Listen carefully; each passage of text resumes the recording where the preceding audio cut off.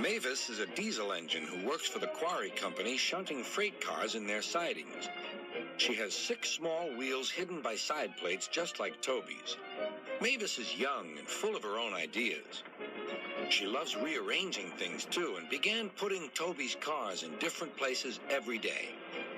This made Toby cross. Freight cars, he grumbled, should be where you want them when you want them. Fiddlesticks, said Mavis and flounced away. At last, Toby lost patience. I can't waste time playing hunt the cars with you. Take them yourself.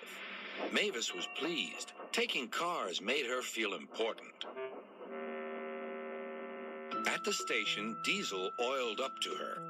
Toby's an old fusspot, she complained. Diesel sensed trouble and was delighted. Toby says only steam engines can manage freight cars, continued Mavis. How absurd, squirmed Diesel. Depend upon it, Mavis. Anything steam engines can do, we diesels can do better.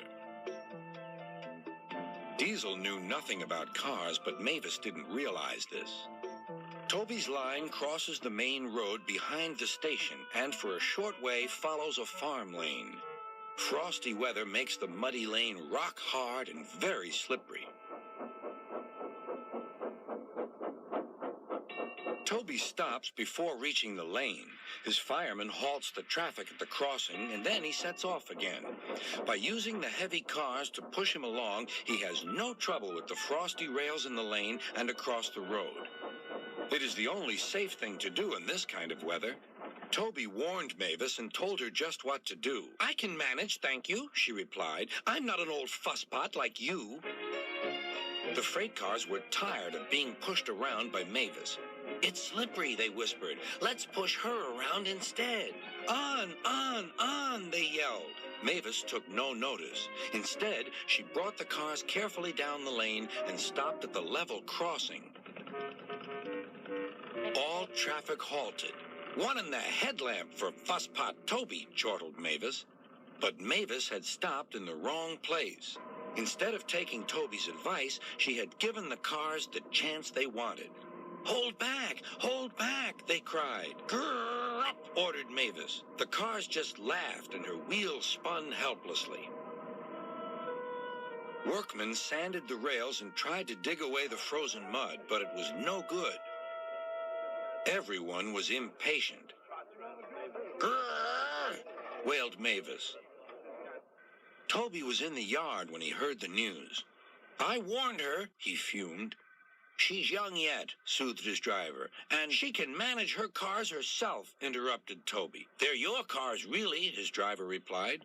Mavis is supposed to stay at the quarry. If Sir Topham Hatt finds out...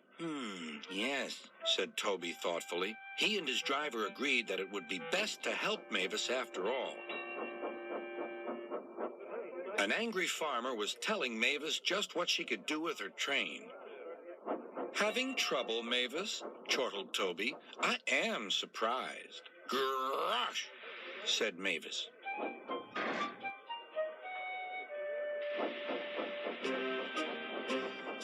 With much puffing and wheel slip, Toby pushed Mavis and the freight cars back. The hard work made his fire burn fiercely, and his firemen spread hot cinders to melt the frozen mud.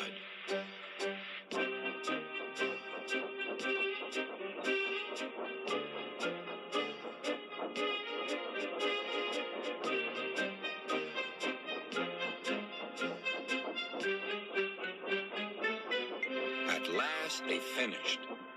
Goodbye, called Toby. You'll manage now, I expect. Mavis didn't answer.